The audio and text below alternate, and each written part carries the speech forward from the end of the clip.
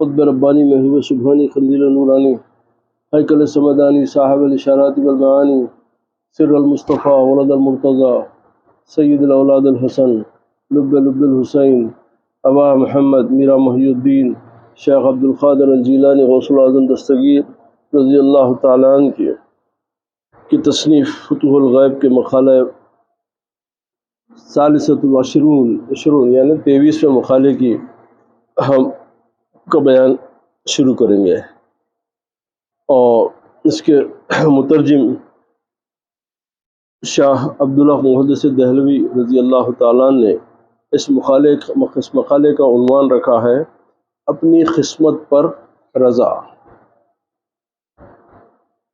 اپنی قسمت پر رضا، اس مقالے کا انہوں نے عنوان رکھا۔ اب اس میں فرماتے ہیں کہ حضرت شیخ السماوات والارض یعنی شیخ عبد القادر جیلانی غوث الاعظم دستگیر رضی اللہ تعالیٰ فرماتے ہیں تھوڑے رزق پر خوش رہو، تھوڑے رزق پر خوش رہو اور ہمیشہ اس کو لازم رکھو،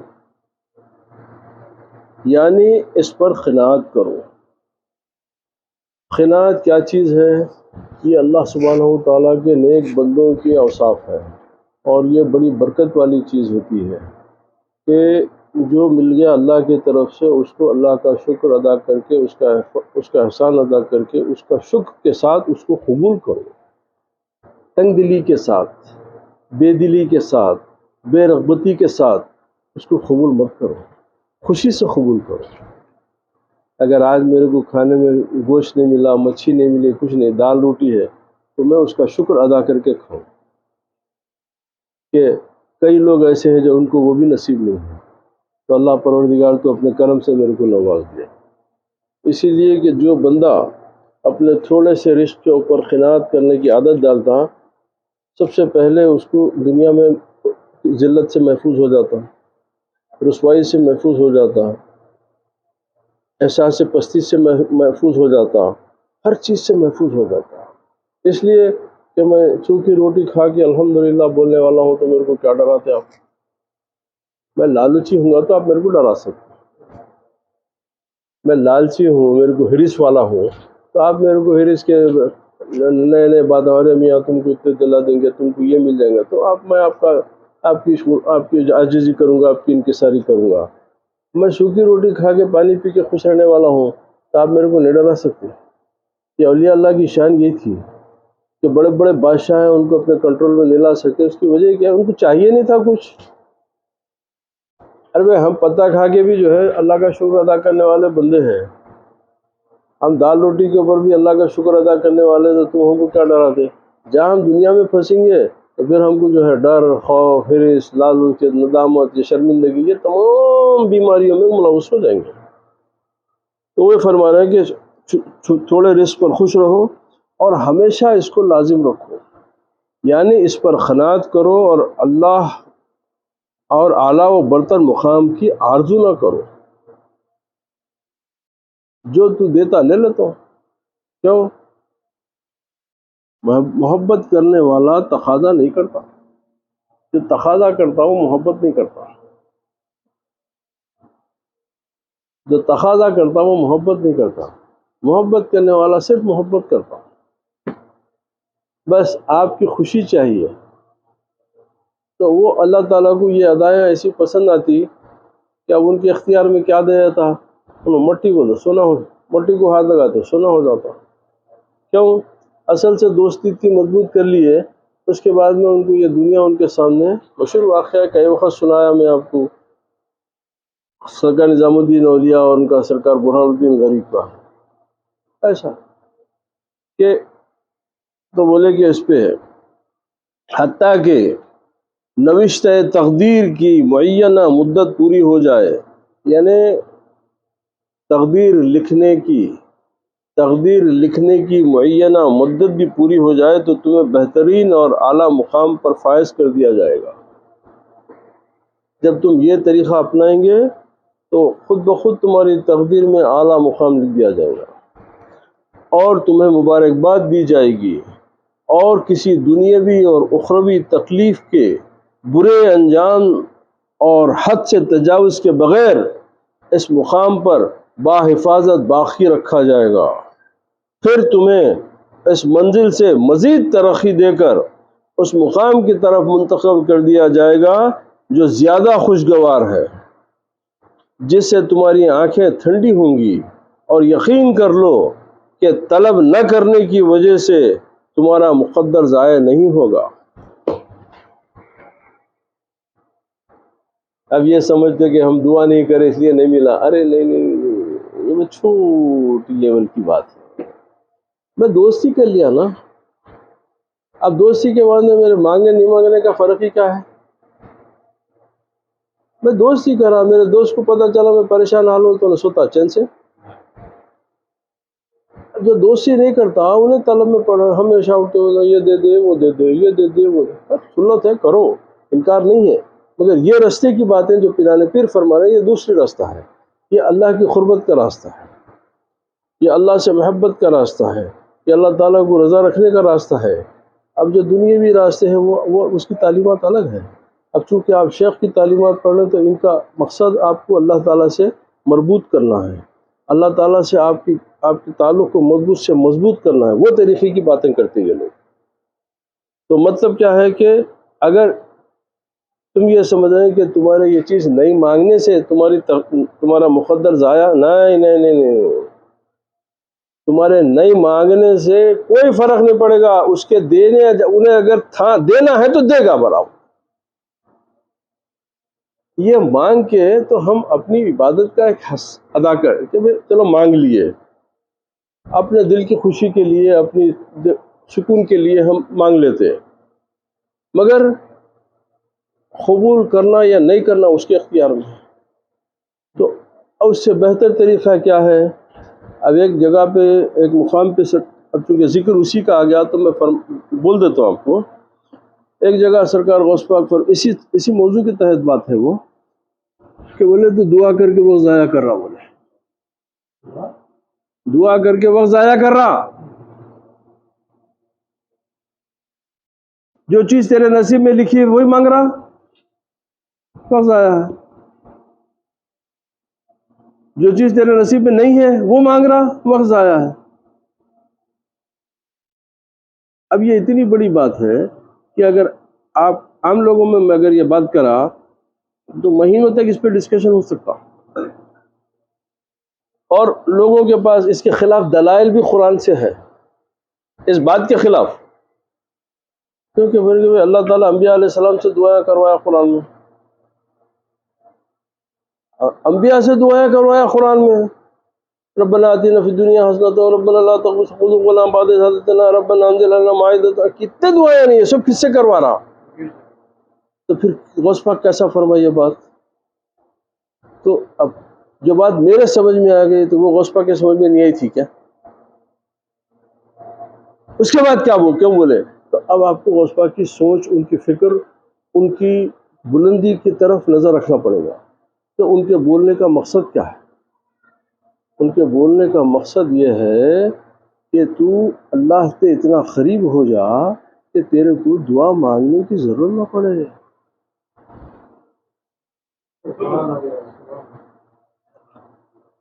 کہ تو اتنا اللہ کے قریب ہو جا، تو اتنی دوستی مضبوط کر لے، کیونکہ یہ دعا مانگنا یہ کرنا یہ بہت دوری کے باتیں ہیں نا، کہ تو دور ہے میں قریب ہوں، میں یہاں سے پکار رہا ہوں تو سن میری بات، تو یہ سنت ہے، کر رہے، اس کے اوپر اعتراض نہیں ہے، وہ کرنے والے کے اوپر استغفر اللہ کو حکم نہیں ہے، وہ عین قرآن و حکم کے روح کے تحت ہے، مگر یہ چونکہ ذرا یہ دوسرے لیول کی بات ہے، یہ ذرا اونچی منزل کی بات ہے، تو اسی لیے یہ لوگوں کی باتیں جو ہے وہ اعلیٰ منزل کی ہے، اور ان کا مقصد صرف اور صرف ہر لحظہ بندے کو اپنے رب سے مضبوط، اس کے رشتے کو، اس کے تعلق کو مضبوط کرنا ہے۔ تب اسی لیے کیا فرمایا کہ اس کا ایک شعر پہ ہی توکل کن ملرزاں پاؤ دست رزق تو برتوز عاشق پرست، توکل اختیار کرو اور ادھر ادھر ہاتھ پاؤں نہ مارو، کیونکہ قسمت میں نہیں وہ کسی طلب جو قسمت میں نہیں وہ کسی طلب کوشش اور قوت سے نہیں پا سکو گے۔ اب اس کو تھوڑا اور نیچے لیول پہ آ کے ہم بات کریں تو ڈاکٹر اقبال بھی یہی بات کو لکھے، ڈاکٹر اقبال بھی اسی بات کو اپنے انداز سے بولے، خودی کو کر بلند اتنا، خودی کو کر بلند اتنا کہ ہر تقدیر سے پہلے خدا بندے سے خود پوچھے بتا تیری رضا کیا ہے۔ یہ وہی مقام ہے کہ جب اللہ تعالیٰ تیری طرف کہ میرے بندے کیا چاہیے، ایسا ہوتا کیا؟ ہاں ہوتا، برابر ہوتا۔ اس لیے کہ بہت اولیاء اللہ صالحین کے تذکروں میں یہ باتیں ملتی، اب خود قرآن سے اس کی دلیل ہے۔ میں اللہ تعالیٰ کا حکم ہر جگہ یہ ہے کہ تو میرے کو راضی رکھ، تو میری عبادت کر، میرے کو راضی رکھ، میری بات سن، میرے حکم پہ چل، میری یہی حکم ہے ہر جگہ۔ اور قرآن میں اللہ تعالیٰ نبی کریم علیہ السلام سے خطاب کر کے کیا فرمائے؟ بولا سوف یعطیک ربک فترضی، کیا مطلب؟ بولے اے حبیب آپ کو میرے کو راضی رکھنے کی ضرورت نہیں ہے، میں آپ کو راضی رکھوں۔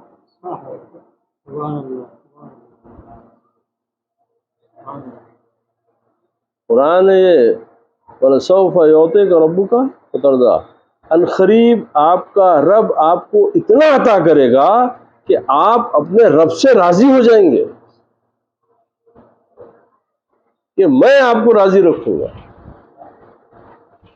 اسی لیے میرے پاس دعاؤں میں ہمارے ایک درود تاج میں ایک ایڈ ہے، لفظہ ہے کلہم یطلبون رضائی، یعنی اللہ تعالیٰ فرما رہا ہے کہ کلہم یطلبون رضائی، ہر کوئی میری رضا کا طالب ہے، ہر کوئی میری رضا چاہتا ہے۔ وَأَنَا أَطْلُبُ رِضَاكَ یا محمد، اور میرے محمد میں تیری رضا چاہتا ہوں۔ وَأَنَا أَطْلُبُ رِضَاكَ یا محمد، میرے کو آپ کی رضا پسند ہے، آپ میرے سے راضی ہو جاؤ۔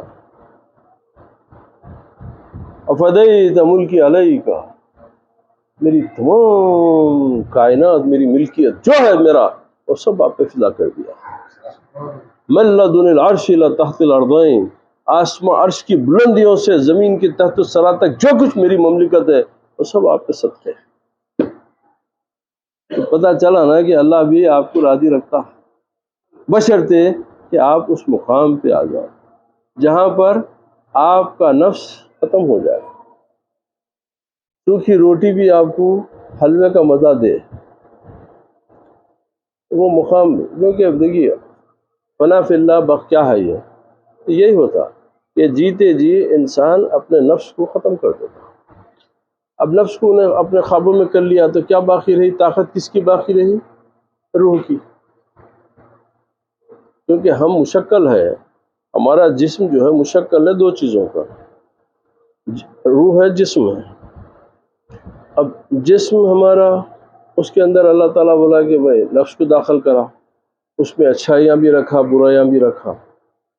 تو اب یہ جو صالحین ہوتے ہیں یہ اپنے نفس پہ اتنا قابو پہ، نفس یعنی شیطان، اور وہ نفس کی کئی قسمیں ہیں، مگر جو بیسک ان جنرل جو ہے یعنی شیطانی بات ہونا، اپنی پسند، خود ستائش، خود ہمیشہ خود تکبر، یہ تمام نفس کے لوازمات ہیں، دنیاوی چاہت ہے، شہوت ہے، محبت، یہ تمام چیزیں نفس کے تابع ہے۔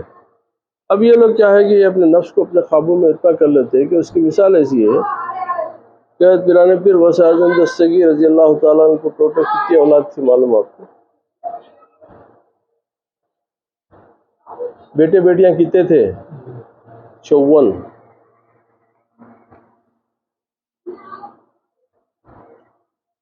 54 بچہ پیدا ہوتا، اللہ کے بولتے حضور یہ آپ کی فلاں بیوی کو جس سے یہ بیٹا پیدا ہوا، آپ لیتے اس کو چومتے، اس کا نام رکھ کے انا للہ و انا الیہ راجعون بولتے واپس دے دیتے، اسی دن اس کو مردہ سمجھتے۔ کیوں؟ اس کی محبت میں اگر میں گرفتار ہو گیا تو اللہ کی محبت کا حق کیسا ادا کروں؟ زندہ پلنا ہے پل جائیں گا، جینا ہے جیں گا، مرنا ہے مر جائیں گا، اس کی مرضی ہے وہ۔ مگر میں اس کی محبت میں گرفتار ہو گیا تو خدا کی تو یہ ہے نفس کے اوپر اس طریقے سے وہ لوگ قابو پاتے ہیں کہ ان کا نفس ان کو کبھی ان کو غلط بات کی طرف راغب نہیں کر سکتے۔ اب جب یہ مقام پہ آ گیا تو اب اس کے بعد میں اب طاقت ان کی روح کی ہو جاتی ہے۔ اب ان کی روح جو ہے پوری طاقت کے ساتھ کام کرنا شروع کرتی ہے۔ وہ اللہ کی طاقت ہے، وہ اللہ کی طاقت ہے۔ اسی مقام پہ اللہ تعالیٰ فرمایا کہ جب بندہ میرے قریب ہو جاتا تو میں اس کے ہاتھ بن جاتا ہوں، پاؤں بن جاتا ہوں، ہاتھ بن، اس تمام باتیں جو بتائے یہی مقام ہے۔ اس لیے کہ جب انہیں اپنے آپ کو ختم کر دیا، اب باقی ہے اسکلیٹن ہے، انہیں اب ایک ڈھانچہ ہے، نام ہے غوث اعظم، نام ہے غریب نواز۔ اب شان پوری خدا کی ہے، شان پوری خدا کی ہے، کیونکہ اب ان کا اپنی ذاتی پسند ناپسند ختم ہو گئی۔ اب انہوں نے اپنے آپ کو سپرد کر دیا اللہ کے۔ اب اللہ تعالیٰ کی جو مرضی ہے اسی کے تحت ان کا معاملہ چلتا رہتا۔ تو اسی وجہ سے فرمایا کہ قسمت میں نہیں وہ کسی طلب، کوشش اور قوت سے نہیں پا سکو گے۔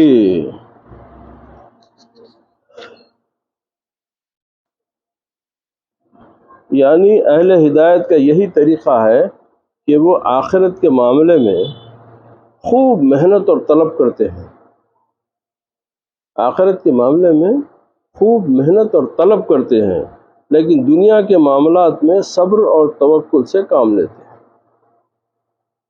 آخرت کے معاملے میں لگے ہوئے ہیں، اس کی یاد میں لگے ہوئے ہیں، کیسا خوش کرنا ہے، کیسا خوش۔ دنیا میں بخود پانی مل گیا پی لیے، پتا مل گیا کھا لیے، یہ اس کے واسطے اتنا کہ پریشان ہونا، اس کے واسطے اتنی جگہ کہ وہ کرنا، صبر اور توکل کرنا۔ دنیا کے معاملات میں صبر و توکل کرنا، آخرت کے معاملات میں کیوں؟ سمجھدار لوگ تھے۔ اب ہم لوگ کیا ہے؟ جاہل ہے، دنیا کتے، دنیا کے حریص لوگ ہیں، اس لیے ہمارے کو آخرت سمجھ میں نہیں آتی۔ ہم کو کہاں سمجھ میں آتی؟ آخرت ہمارے پاس ایک فیری ٹیل ہے۔ ہاں، بچوں کو سلاتے وقت میں اماں کہانیاں سناتی، دیکھو ایک راجا تھا، ایک رانی تھی، تو سنتے سنتے بچہ سو جاتا، تو ہمارے کو سلانے کے واسطے آخرت کے قصے سنایا جاتا کہ سو جاؤ، نیند میں آ جاؤ، ورنہ آخرت کی حقیقت جانتے ہوتے۔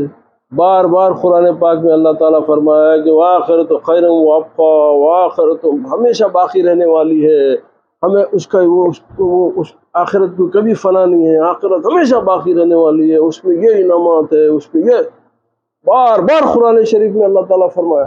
مگر ہمارے کو بھروسہ کہاں ہے آخرت کا؟ ہم مطلب کہ دنیا میں دے دے سب۔ اور اگر سمجھنا طاہر بھائی سمجھنا چاہے تو بھائی کئی، اور یہ بہت سارے مثالیں، میں کرم ہے میرے پیر کا، یہ میری اپنی میں ایجاد ہے، میں کسی سے بائی کر کے کسی سے ادھار لے کے نہیں لایا۔ اب میں جو آخرت کو سمجھاتا ہوں اس کی مثال، میرا طریقہ یہ ہے کہ اب میں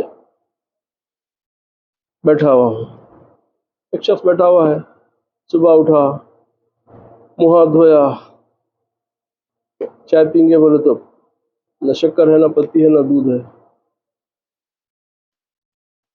کھولا تو نہ بسکٹ ہے، کچھ نہیں، چاول کا ڈبہ خالی، گیہوں کا ڈبہ خالی، جیب میں ہاتھ ڈالا تو ایک پیسہ بھی نہیں ہے، بھوک اپنی شدت پہ ہے، کوئی ہاتھ میں نہ یہ ہے نہ وہ ہے، کچھ نہیں ہے۔ ویسی حالت میں ایک دوست آ گیا، ارے بھائی کیا ہے، یہ کیا ہوا، کچھ کھائے نہیں پیے نہیں؟ نہیں بھائی نہیں، بہت پریشان ہوں، چائے بھی نہیں ملی صبح سے۔ ارے ارے ارے اللہ خیر کرے، تمہارے ساتھ کیا ہو گیا میرے بھائی؟ اچھا ٹھیک ہے، تم انتظار کرو، میں ابھی تھوڑی دیر میں جا کے تمہارے یہاں سے کچھ کھانے کو لاتا ہوں۔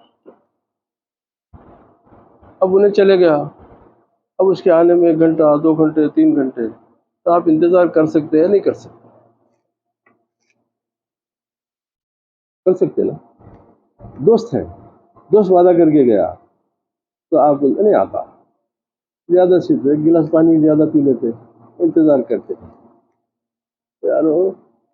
یہ نہیں معلوم کہ 2 زندہ واپس آتا نہیں آتا، 2 زندہ رہتا یا نہیں رہتا جب تک، مگر دوست ہے، ظاہر میں آپ کی دوستی ہے تو اس کے اوپر آپ بھروسہ کر کے 2-3 گھنٹے 4 گھنٹے آپ بھوک کو برداشت کر سک رہے ہیں، پھر اللہ تعالیٰ کے وعدے کے اوپر کیوں یقین نہیں ہو رہا؟ اللہ تعالیٰ بولا میں تیرے کو دیتا نا، جنت کی یہ باغاں ہیں، یہ نعمتیں ہیں، یہ دودھ کی نہریں ہیں، یہ شہد ہے، ایسا دودھ کہ اس میں بو نہیں ہوں گی، ہمیشہ تازہ رہے گا، ایسا پانی جس میں صرف صفائی رہیں گی، ہر چیز کا ذکر کرا، مگر آپ کو بھروسہ نہیں ہے، آپ بولتے کہ دنیا میں دے دے۔ وہ لوگ سمجھدار تھے، وہ لوگ اس کو بھروسہ کریں، کیوں؟ وہ میرے رب کا وعدہ ہے، آخرت میں سب ملے گا۔ اس کے اوپر ایک مشہور واقعہ ہے اور بڑا اچھا واقعہ ہے، وہ حضرت بہلول دانا رضی اللہ تعالیٰ عنہ وہ دریائے دجلہ کے کنارے بیٹھ کے وہ پیر رکھ کے ایسا بناتے تھے مٹی کو یوں کر کے جھوپڑیاں، تو ویسی جو ہے وہ مٹی کی جھوپڑیاں بنا کے بیٹھے تھے۔ ادھر سے ہارون رشید اور ان کی بیوی دونوں گزرے، تو ان کی بیوی زبیدہ خاتون پوچھے کہ بہلول کیا ہے یہ؟ تو بولے جنت کے محل ہے۔ کیا بولے؟ جنت کے محل ہے۔ تو بولے اچھا بیچنے کے ہے کیا؟ بولے ہاں۔ کتنے میں؟ بولے 10 دینار۔ تو 10 دینار دی وہ زبیدہ خاتون، انہوں نے 10 دینار لے کے جو ہے دریا میں پھینک دیے اور ایک جھونپڑی کو توڑ دیے، بولے جاؤ تمہارا ہو گیا۔ ہارون رشید بیوی کی بچپنے پہ ہنسنے لگے، کیا تمہاری بھی عقیدت ہے؟ بولے وہ دیوانے کے ساتھ بولے ارے بھائی جنت کا محل بھی ایسا ہوتا کیا؟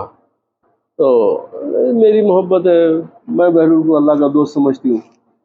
چلو ٹھیک ہے، آ گئے، رات میں سو گئے تو ہارون رشید خواب میں جنت میں ایک محل دیکھے، شاندار محل، اس پہ لکھا تھا یہ محل زبیدہ خاتون کا ہے۔ اب انہوں اندر جانے گئے تو آدمی روک دیا، بولا نہیں میری بیوی ہے، بولے دنیا میں یہاں پہ کسی کا داخلہ نہیں ہے۔ اب ہارون رشید پریشان ہو گئے کہ دن میں یہ واقعہ ہوا تھا اور رات میں واقعی خواب میں زبیدہ کا محل جنت میں دیکھا۔ اب انہوں جو ہے چلے گئے ہارون رشید کے پاس، بہلول دانا کے پاس، انہوں وہی اپنا جھوپڑیاں بناتے ہیں، تو بولے کیا ہے؟ بولے جنت کا محل۔ بولے بیچنے کا ہے کیا؟ بولے ہاں۔ کیا قیمت ہے؟ 1 لاکھ دینار۔ تو بولے کل 10 دینار میں تھا، آج 1 لاکھ۔ بولے کل کا گراہک بغیر دیکھ کے لیا، آج کا گراہک دیکھ کے لے رہا ہوں۔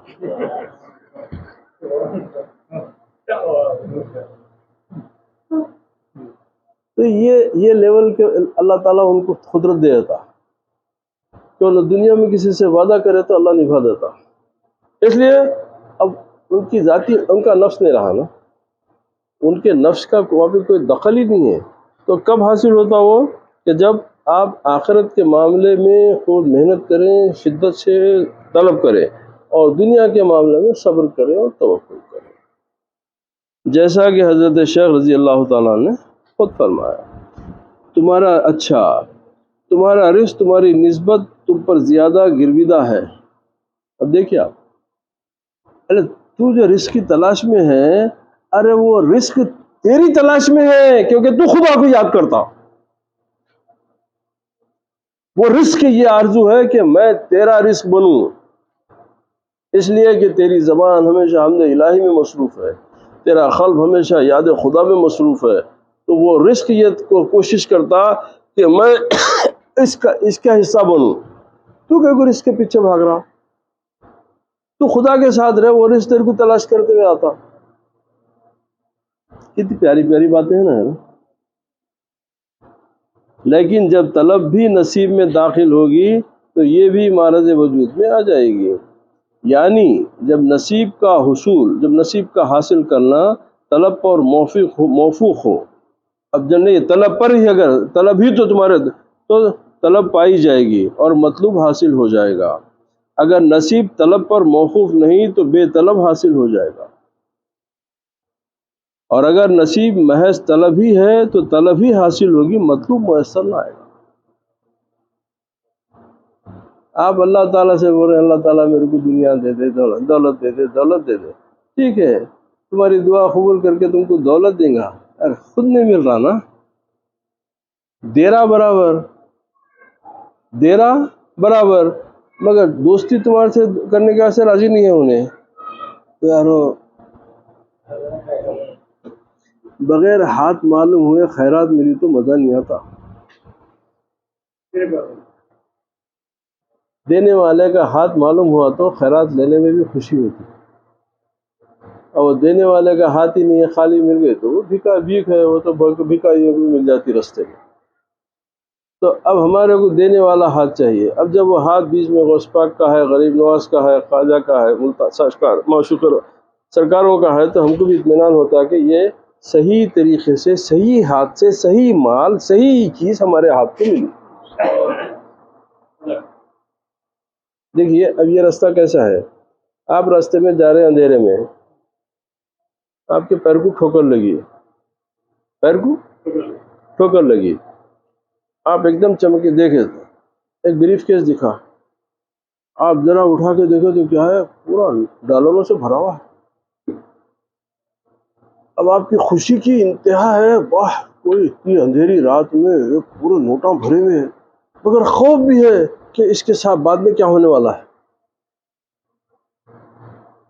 گھر کو لے کے جا رہے ہیں، راستے میں معمولی سی پتہ ہلا تو آپ کو پریشانی ہو رہی کہ کوئی فالو تو نہیں کر رہا، کوئی میرے پیچھے تو نہیں ہے، کوئی چوری کا مال تو نہیں ہے، کوئی ڈکیتی کا مال تو نہیں ہے، کوئی اسمگلر کا مال تو نہیں ہے، ہاں کہ پولیس کے چکر میں تو نہ آ جاؤں میں کہ میرے گھر پہ ریڈ نہ پڑ جائے۔ عجیب و غریب فکر ہے، ارے اتنے پیسے ہیں، خوش ہو جا، نہیں ہو رہا، خوشی نہیں ہو رہی، پریشان، خوش ہے کہ دولت ہاتھ میں، مگر پریشانی ہے کہ کیا ہونے والا ہے کیا نہیں۔ گھر کو لے گئے، ہوش اڑے گئے، بیوی پر کیا ہوا، کیا ہے، دروازہ بند کرو۔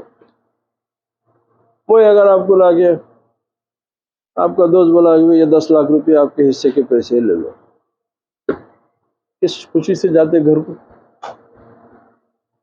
تو دینے والا ہاتھ بیچ میں رہا تو سکون بڑھ جاتا، بیچ میں ہاتھ نہیں رہا تو وحشت بڑھتی ہے، پریشانی بڑھتی ہے۔ تو میری محنت سے میری تنخواہ میں میرے کو اضافہ ہوا، میرے کو بونس ملا، وہ ملا، وہ چیز میرے لیے خوشی ہے کہ بھی میری محنت ہے، میرے کو یہ ملی، اور موج بھی کر رہے ہیں، پارٹی بھی کر رہے ہیں، انجوائے بھی کر رہے ہیں۔ نہیں اگر وہ جو ہے ایک ایسی جگہ سے ملا جہاں شک و شبہ ہے تو وہ چیز ہے، تو مل تو گیا ہے نا، مل تو گیا، دعا کرے تھے دنیا ملنا، دنیا ملی، مگر سکون کہیں کو نہیں ملا، اس لیے کہ ہاتھ کا پتہ نہیں چلا۔ ہاں اچھا، اگر نصیب محض طلبی ہے تو طلب بھی حاصل ہوگی، مطلوب میسر نہیں ہوگا، لیکن یہ صورت نہیں ہو سکتی کہ کوئی تمہاری چیز ذاتی طلب پر موقوف ہو اور یہ طلب مستقل سبب کی حیثیت رکھے۔ اگر طلب ہے تو نصیب حاصل، ورنہ نہیں۔ خلاصہ کلام یہ کہ طلب کے بعد مطلوب پاؤ گے، نہ کہ طلب کے ساتھ، اس طلب کے ساتھ طلب کر لیا، مطلوب مل گیا، ہو گیا کام آپ کا، خوش ہو گیا آپ، مگر آپ کو جو ہے آپ اصل سبب سامنے نہیں آیا نا۔ اس مقام پر کہتے ہیں کہ جو من طلب شیء وجد تو وجد، جو شخص کوئی چیز طلب کرتا ہے پھر کوشش بھی کرتا ہے تو پا لیتا ہے، پا لیتا۔ کوئی آدمی جستجو کی بنا پر دلی مراد حاصل نہیں کر پاتا، کوئی آدمی جستجو کی بنیاد پر دلی مراد حاصل نہیں کر پاتا، یہ بات ضرور ہے کہ مراد اس کو حاصل ہو جاتی ہے جو جستجو کرتا ہے۔ اب یہ ذرا گاڑی باتیں ہیں، اور انشاءاللہ تعالی جو ہے آئندہ اس کو یہ لمبا جاری رکھیں گے۔ اللہ سبحانہ و تعالی اپنے کرم سے ہم کو یہ باتوں کو سمجھنے، اس پہ عمل کرنے کی توفیق عطا فرمائے۔ صدقے میں پیرانے پیر غوث اعظم دستگیر رضی اللہ تعالیٰ عنہ کے، اللہ ہم کو ان کی غلامی کی نسبت، ان کی غلامی کے فیض سے فیضان سے ہم کو ان کی باتوں پہ عمل کرنے کی توفیق عطا کرے۔ اللہ تعالیٰ ہم کو دنیا و آخرت ہر جگہ اللہ اس کے رسول اور صالحین سے محبت میں جلا بخشے، ہمارے قلوب میں نور پیدا کر دے۔ اللہ تعالی ہم کو اپنے سوا کسی کا محتاج نہ کرے، دنیا و آخرت میں ہمارا طلب، ہمارا مطلوب، ہمارا مقصود، ہمارا معبود، ہمارا موجود صرف ذات الہی کے کوئی نہ ہو۔ اللہ ہی ہمارا جو ہے معبود حقیقی ہے، مطلوب حقیقی ہے، مقصود حقیقی ہے، اور یہ پیروں کے وسیلے سے اللہ تعالی ہماری ان باتوں کو قبول کر لے، ہم کو صراط مستقیم عطا کرے، وہ صراط مستقیم جو تیرا پسندیدہ ہو، جس پر تو چلانا چاہے، اسی راستے پر ہماری زندگیوں کو قائم و دائم رکھ۔ اللہ سب کو خوش رکھے، آباد رکھے۔ سبحان ربک رب العزت عما یصفون وسلام علی المرسلین والحمد للہ۔